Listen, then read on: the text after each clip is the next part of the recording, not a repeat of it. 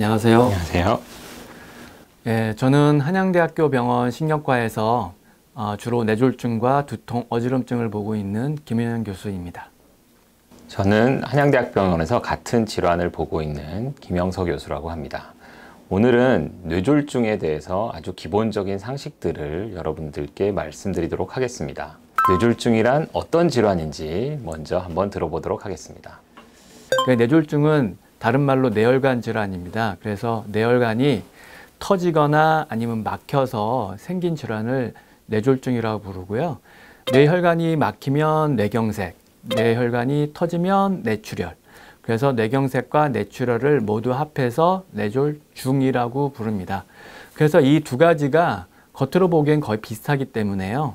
CT나 MRI를 촬영을 해서 두 가지를 구분하게 됩니다.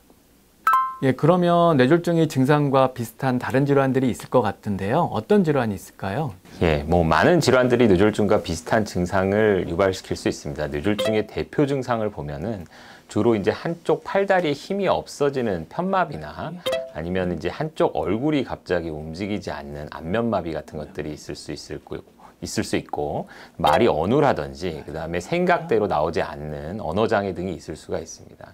이러한 증상으로 병원에 오면 대개 이제 응급실에서 뇌졸중으로 생각하고 CT를 찍고 MRI를 찍고 치료를 하게 되지만 비슷하게 이제 뇌전증이나 아니면 저혈당 그리고 다발성 경화증, 뇌종양, 그다음에 이석증 이런 것들도 다 뇌졸중과 비슷하고 유사한 증상을 일으킵니다. 그래서 뇌 영상을 통해서 감별을 하고 그리고 뇌졸중이 아닌 경우는 저희가 감별을 하게 됩니다. 저희가 이제 응급실에 오게 되면 이제 뇌졸중 진단을 주로 이제 하게 되는데요. 그래서 뇌졸중 진단은 어떻게 하는지 말씀해 주시면 감사하겠습니다. 저희가 몇 가지 간단한 테스트를 하게 됩니다. 그걸 신경학적 진찰 이렇게 부르기도 하는데요. 한쪽 팔다리 마비가 없는지, 말이 이상한 구음장애라고 그러는데 발음장애가 없는지, 말씀 제대로 하시는지, 그 다음에 인지기능 장애가 비슷하게 잘 알아들으시는지 이런 걸 간단하게 테스트하고요.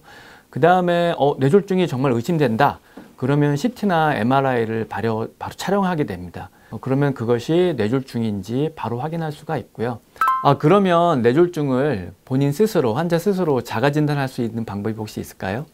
일단은 집에서 뇌졸중 증상이 나타난 경우에 빨리 병원에 오시는 것이 항상 제일 중요하거든요. 그래서 내가 나타난 증상이 이게 과연 뇌졸중인가? 이런 것들을 인지하는 것들이 이제 환자분들이 가장 중요합니다. 대표적인 증상이 우리가 보면 한쪽 팔다리가 마비가 돼가지고 편마비가 돼서 못 걸어 다니거나 아니면 이제 언어장애가 생겨서 이제 의사소통이 전혀 안 되는 그런 상태이기 때문에 환자분들이 혹시라도 한쪽 팔과 다리에 마비가 오는 증상이라든지 갑자기 내가 하던 말이 잘 안 되는 그런 증상이 있으면 빠르게 응급실을 찾는 것이 좋겠습니다.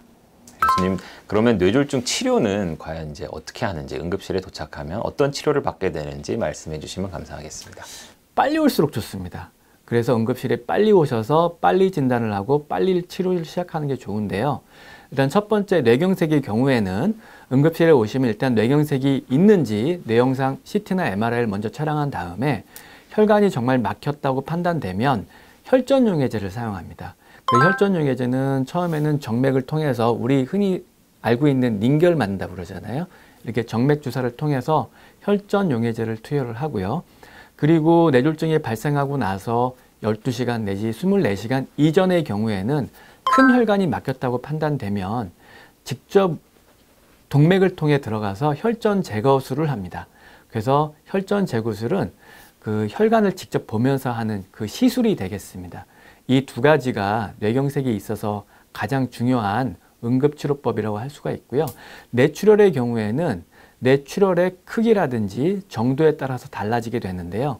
CT나 MRI 촬영을 한 다음에 뇌출혈의 정도가 너무 심한 경우에는 신경외과 선생님들이 직접 수술을 해야겠다 판단되면 바로 응급수술에 들어갈 수도 있고 아니면 이거는 내과적 치료를 하면 되겠다 하는 경우에는 이제 약물 치료를 하게 됩니다. 예, 마지막으로 뇌졸중 예방 방법이 있으면 참 좋을 것 같은데요. 예방 방법에 대해서 김현영 교수님 설명해 주시면 감사하겠습니다. 네. 그래서 이 예방 방법에 있어서 이걸 한마디로 해보자면 간단하게 말씀드릴 수 있어요. 네, 바른 생활을 하자. 이렇게 이제 말씀드릴 수가 있는데요. 그 바른 생활에 있어서 가장 중요한 거는 뇌졸중의 위험 인자를 조절하는 것입니다. 고혈압, 고지혈증, 당뇨병 이런 것들이 있다면 철저하게 정기적인 검사를 하시고 만약에 약물이 필요하면 정확하게 약물 치료를 반드시 하셔야 되고요. 그 다음에 담배는 한 모금도 피시면 안 되고요. 그건 당연한 것이고 추운 날에 갑자기 나가서 운동하시는 건 조금 피하시는 게 좋겠습니다. 그 다음에 또 체중 관리인데요. 그 체중 관리를 적절히 하시려면 운동이 참 필수적인 것 같아요. 그래서 하루에 30분 내지는 1시간 이상 꼭 운동을 하셔서 체중 조절하시고요. 그 다음 가장 궁금해 하시는 식생활. 식생활에 있어서는 제일 중요한 거는 기름지지 않게 먹는 겁니다. 그렇다고 해서 뭐 고기를 드시지 말라 그런 건 아니고요. 너무 기름지게 튀긴 음식 이런 것들은 좀 조심하는 게 좋겠습니다. 이런 것들을 열심히 하시다 보면 뇌졸중을 충분히 예방하실 수 있다라고 생각합니다. 오늘 김현영 교수님과 그리고 저 함께 뇌졸중에 대해서 이제 알아보는 굉장히 유익한 시간을 가졌습니다. 되게 많은 경우에서 이제 외래에서 환자들을 보다 보면은 머리 아프고 어지럽고 이런 것들이 자꾸 내가 뇌졸중이 아닐까라는 생각으로 찾아오시는 분들이 상당히 많습니다.